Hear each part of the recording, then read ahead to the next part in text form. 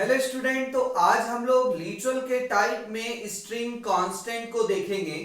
तो सबसे पहला पॉइंट है हमारा, a string constant is a sequence of character, जिसे ब्रैकेट में लिखा हुआ है मल्टीपल कैरेक्टर।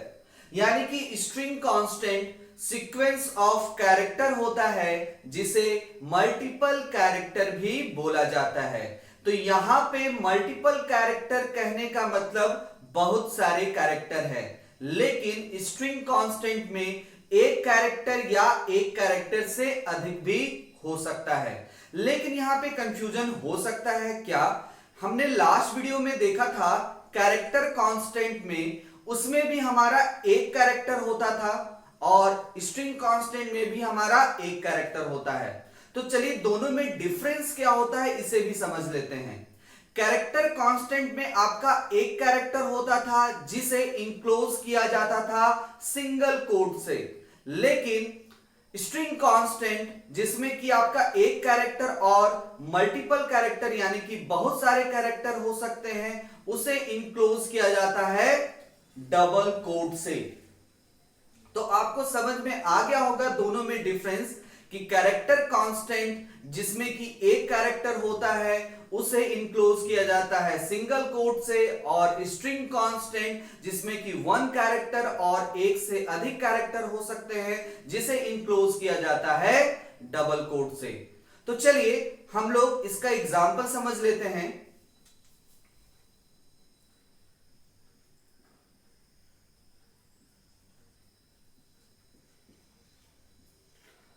जैसे कि स्ट्रिंग कांस्टेंट में हम मल्टीपल कैरेक्टर को देखेंगे। सबसे पहले जैसे अगर बोला जाए तो हम यहां पे डबल कोट्स के अंदर वेद को लिख रहे हैं, VED। कितने कैरेक्टर हैं? एक, दो और तीन कैरेक्टर है। चलिए हम एक कैरेक्टर वाला भी देख लेते हैं। जैसे ए लिखें और इसे भी क्या कर दे रहे हैं, डबल कोट से हम लोग क्या कर दे रहे हैं, इनक्लोज कर दे रहे हैं इसे। तो ये दोनों का दोनों आपका स्ट्रिंग कांस्टेंट का एग्जांपल है। लेकिन जब हम बात करते हैं कैरेक्टर कांस्टेंट में,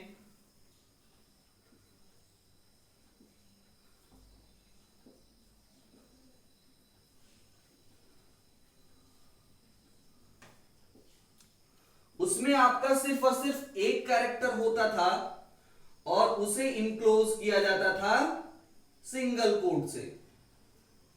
देखिएगा इसमें आपका एक कैरेक्टर होता था, उसे इंक्लोज किया जाता था सिंगल कोट से, और स्ट्रिंग कांस्टेंट को आप डबल कोट से इंक्लोज करते हैं। तो ये दोनों में आपका डिफरेंस है, ये आपका स्ट्रिंग कांस्टेंट, ये आपका कैरेक्टर कांस्टेंट। तो चलिए अगला पॉइंट को देखते हैं। In string constant each character size is 1 byte. यानी कि स्ट्रिंग कांस्टेंट में जितने भी कैरेक्टर होते हैं उन सभी का अलग अलग 1 बाइट आपका होगा। एग्जाम्पल के तौर पे जैसे V का 1 बाइट, E का 1 बाइट और D का 1 बाइट। साथ ही साथ लिखा हुआ है यहां पे and add 1 byte extra for null character, जिसे हम क्या करते थे, \0 भी बोलते थे। यानी कि जो आपका कैरेक्टर है, जितना भी कैरेक्टर है उन सभी का अलग अलग 1 बाइट होगा और आपको 1 बाइट एक्स्ट्रा ऐड कर देना है। किसके लिए? तो नल कैरेक्टर के लिए, जिसे इंडिकेट किससे करते थे हम लोग, \0। तो \0 हम लोग कैरेक्टर कांस्टेंट में पढ़े थे, जो कि आपका नॉन ग्राफिक कैरेक्टर होता था। जैसे \n, \t, ये सब सारे के सारे आपके नॉन ग्राफिक कैरेक्टर होते थे, जिसका साइज सिर्फ और सिर्फ 1 बाइट होता था। तो यहां पे भी आप देखिएगा \0 जिसका साइज कितना है, 1 बाइट, जो ऑटोमेटिकली ऐड हो जाता है किसी भी स्ट्रिंग के लास्ट में। इसी वजह से यहां पे लिखा हुआ है which make the end of the string, यानी कि स्ट्रिंग के वो लास्ट में ऑटोमेटिकली बन जाता है। इसी वजह से 1 बाइट हमको ऐड करना पड़ता है। तो यहां तक आपको समझ में आ रहा होगा। तो चलिए देखते हैं कि ये जो हमारा वैल्यू है स्ट्रिंग कांस्टेंट का, वो मेमोरी में किस तरह से रिप्रेजेंट होता है।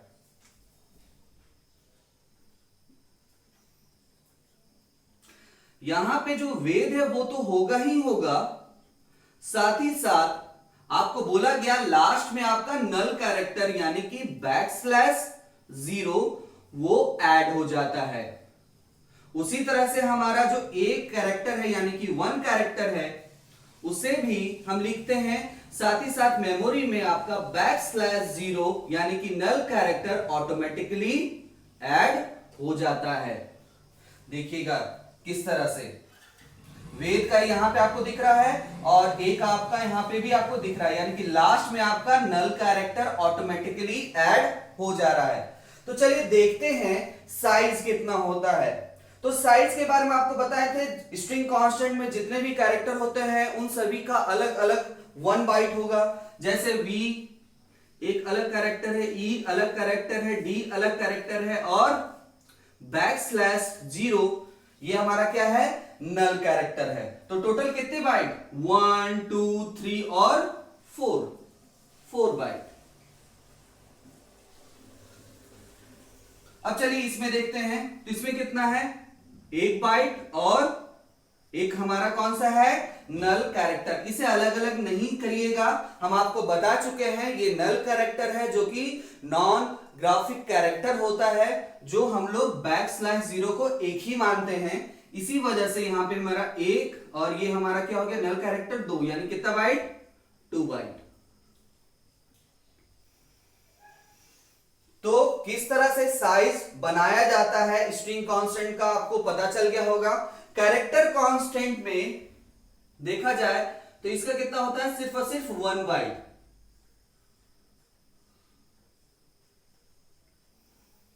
ठीक है, इसके लास्ट में आपका नल कैरेक्टर ऐड नहीं होता है, जैसे कि हम लोग पढ़े थे कैरेक्टर कांस्टेंट में कि आपका इसमें सिर्फ और सिर्फ सिंगल कैरेक्टर के लिए यूज किया जाता है। साथ ही साथ एग्जाम में आपका एक क्वेश्चन आता है कि A जिसे इनक्लोज किया गया है सिंगल कोट से और A जिसे इनक्लोज किया है डबल कोट से, दोनों में डिफरेंस क्या है। तो आपको पता चल गया होगा दोनों में डिफरेंस क्या है। दोनों में डिफरेंस, ये हमारा कैरेक्टर कांस्टेंट होता है और डबल कोट्स वाला हमारा स्ट्रिंग कांस्टेंट होता है, जिसका साइज दोनों का अलग अलग है। तो हम लोग आज देखें क्या कि string constant sequence of character होता है जिसे मल्टीपल कैरेक्टर भी बोला जाता है, और इसमें जितने भी कैरेक्टर होंगे उसे इंक्लोज किया जाता है डबल कोट से। साथ ही साथ स्ट्रिंग कांस्टेंट में जितने भी कैरेक्टर होंगे उन सभी का अलग अलग 1 बाइट साइज होता है, और लास्ट में हमें 1 बाइट एक्स्ट्रा ऐड कर देना रहता है, किसके लिए, नल कैरेक्टर के लिए, जो आपका स्ट्रिंग के लास्ट में ऑटोमेटिकली बन जाता है। तो चलिए हम इसे और भी अच्छी तरह से समझते हैं एग्जाम्पल के तौर पे। तो अब हम लोग अलग अलग कांस्टेंट का साइज देखेंगे। इससे पहले हम लोग स्ट्रिंग कांस्टेंट और कैरेक्टर कांस्टेंट को एक बार और समझ लेते हैं। स्ट्रिंग कांस्टेंट में मल्टीपल कैरेक्टर होते थे जिसमें हर एक अलग अलग कैरेक्टर का 1 बाइट साइज होता था, साथ ही साथ हमें 1 बाइट एक्स्ट्रा ऐड कर देना रहता था, किसके लिए, तो नल कैरेक्टर के लिए। स्ट्रिंग कांस्टेंट को इनक्लोज किया जाता था डबल कोट से, लेकिन अगर हम देखते हैं कैरेक्टर कांस्टेंट में, तो कैरेक्टर कांस्टेंट सिंगल कैरेक्टर के लिए यूज किया जाता था, जिसका साइज सिर्फ और सिर्फ 1 बाइट होता था। कैरेक्टर कांस्टेंट को इनक्लोज किया जाता था आपका सिंगल कोट से। जो हमारा कैरेक्टर कांस्टेंट में नॉन ग्राफिक कैरेक्टर भी होते थे, जैसे कि \n, \t, इनका भी साइज क्या होता था, 1 बाइट ही होता था। तो चलिए देखते हैं हम लोग। जैसे यहां पे लिखा हुआ है राहुल, डबल कोट से है यानी कि स्ट्रिंग कांस्टेंट से है। सबसे पहला हमारा RAHUL,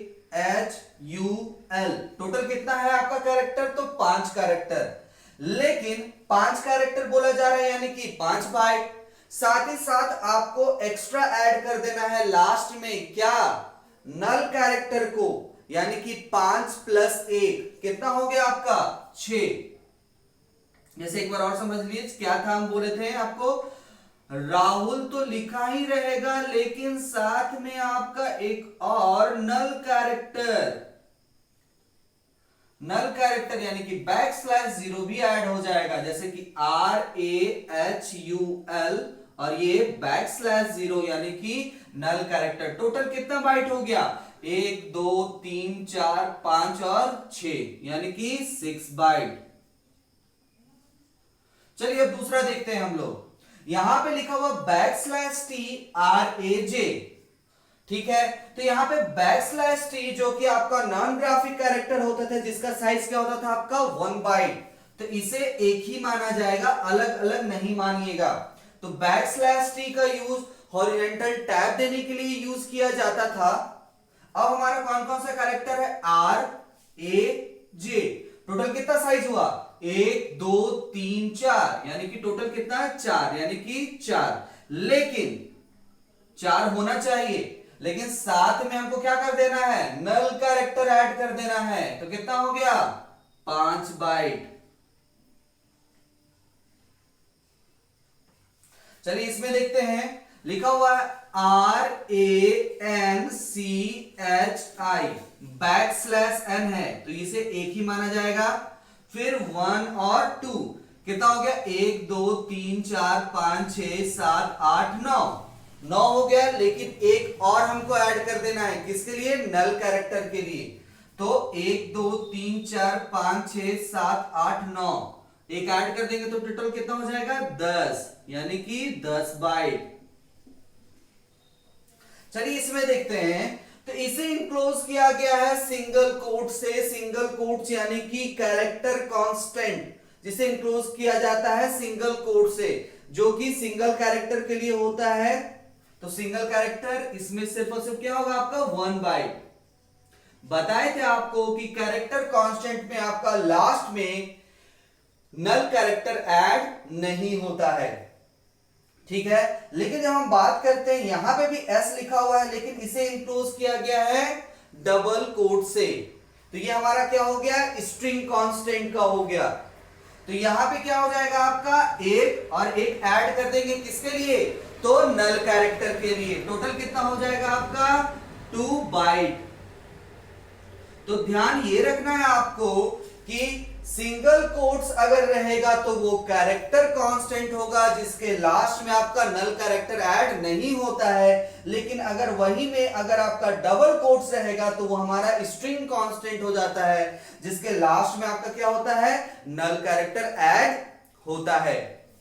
चलिए एक और देख लेते हैं हम लोग। यहां पे क्या है V है E है D है, ये आपका स्लैश है, ठीक है। अगर स्लैश रहेगा तो उसे अलग मानेंगे और n रहेगा तो उसे अलग मानेंगे। अगर बैकस्लैश रहता जैसे कि यहां पे लिखा हुआ था \T या \n तो हम इसे एक मानते हैं। यहां पे क्या है /n है तो अलग अलग इसे मानेंगे, इसमें कंफ्यूजन नहीं होना चाहिए। जल्दबाजी के चक्कर में ये गलत हो सकता है, तो आपको ध्यान रखना है कि ये स्लैश है या बैकस्लैश है। तो यहां पे क्या हो जाएगा VED यानी कि 1 2 3 /4 n 5 और नल कैरेक्टर यानी कि टोटल कितना हो गया यहां पे 6 बाइट, ठीक है। अगर स्पेस भी रहेगा तो उसे भी हम काउंट करते हैं 1 बाइट में। तो यहां पे आपको ध्यान रखना है कि ये आपका स्ट्रिंग कांस्टेंट है या कैरेक्टर कांस्टेंट है। स्ट्रिंग कांस्टेंट रहेगा तो जितने कैरेक्टर होंगे वो तो होगा ही, साथ ही साथ null character 1 byte extra add कर देना है आपको। लेकिन कैरेक्टर कांस्टेंट में आपको जो कि सिंगल कोट्स होता है उसमें सिर्फ 1 बाइट होगा आपका, जिसमें कि आप देख रहे हैं अगर नॉन ग्राफिक कैरेक्टर भी होगा \n या \t उसका भी 1 ही बाइट ऐड करेंगे आप। तो अब हम लोग स्ट्रिंग को किस तरह से डिक्लेयर किया जाता है वो देखते हैं। तो स्ट्रिंग को डिक्लेयर करने के लिए कैर ही शॉर्ट नेम से डिक्लेयर किया जाता है। जैसे मान के चलिए स्ट्रिंग का एक वैल्यू है रवि, यानी कि एक नाम है रवि, अगर उसे रिप्रेजेंट करना है तो किस तरह से करेंगे। तो यहां पे आपको एक वेरिएबल नेम लेना पड़ेगा। जैसे यहां पे हम रवि ले रहे हैं एक वैल्यू जिसका वेरिएबल नेम ही ले रहे हैं, NAME, यहां पे आप कुछ भी ले सकते हैं। तो हम लोग कैरेक्टर कांस्टेंट में डायरेक्टली डिक्लेयर कर देते थे वन कैरेक्टर को इज इक्वल टू में, लेकिन यहां पे आपको डायरेक्टली लिखना नहीं है वैल्यू को, आपको यहां पे एक साइज देना पड़ेगा, यानी कि कितना कैरेक्टर होगा यहां पे। तो यहां पे जो ये सिंबल है ये आपको एरे में भी मिलेगा, तो एरे में आप और भी अच्छी तरह से समझ पाइएगा कि ये एरे का एक तरह से साइज होता है। तो यहां पे जो भी हम वैल्यू डाल रहे हैं उससे आपको अधिक साइज लेना पड़ेगा। जैसे यहां पे 1 2 3 4, तो 4 है आपका कैरेक्टर, तो आप 4 भी ले सकते हैं, 5 भी ले सकते हैं, 6 भी ले सकते हैं, लेकिन 4 से कम मत लीजिएगा। तो यहां पे हम ले रहे हैं कितना साइज, तो 5 ले रहे हैं। तो देखिए किस तरह से स्ट्रिंग कांस्टेंट को वैल्यू को रिप्रेजेंट किया जाता है। तो ये आपका कैर जो है वो क्या है, एक तरह से डाटा टाइप है। ये आपका जो नेम है वो क्या है, आपका वेरिएबल नेम है, ये उसका साइज, और ये आपका क्या है, वैल्यू। और ये डबल कोट से इंक्लोज किया गया है, यानी कि ये क्या है, आपका स्ट्रिंग कांस्टेंट। तो मेमोरी में ये किस तरह से रिप्रेजेंट होता है, इसमें जो बॉक्स जो बनेगा हमारा वो कितना बॉक्सेस बनेगा, 5। क्यों, क्योंकि इसका देखिएगा साइज कितना है, 5 है। तो 1 2 3 4 5। तो हम देख रहे हैं इसमें कैरेक्टर कितना है, तो सबसे पहला बॉक्स में R, उसके बाद A, उसके बाद B, उसके बाद I। यहां पे जो खाली जो बच चुका है, तो आप स्ट्रिंग कांस्टेंट में पढ़े थे कि स्ट्रिंग कांस्टेंट के लास्ट में, यानी कि जो भी हमारा कैरेक्टर जो लास्ट है उसके बाद आपका नल कैरेक्टर ऑटोमेटिकली ऐड हो जाता है। कहां पे, लास्ट में। तो यहां पे हम लोग नल कैरेक्टर के लिए \0 का यूज करते हैं। तो आपको समझ में आ गया होगा कि स्ट्रिंग कांस्टेंट का जो वैल्यू होता है वो किस तरह से रिप्रेजेंट किया जाता है और वो मेमोरी में किस तरह से रिप्रेजेंट होता है। तो ध्यान क्या देना है आपका, जितने भी कैरेक्टर होंगे उनसे ज्यादा आपको साइज लेना है, और जो लास्ट जो बच जाता है वो किसके लिए होता है, तो नल कैरेक्टर के लिए होता है। तो आज हम लोग देखें कि स्ट्रिंग कांस्टेंट क्या होता है, स्ट्रिंग कांस्टेंट के साथ साथ हम कांस्टेंट का साइज भी देखें और इसे किस तरह से डिक्लेयर किया जाता है। तो आज के लिए इतना ही, थैंक यू।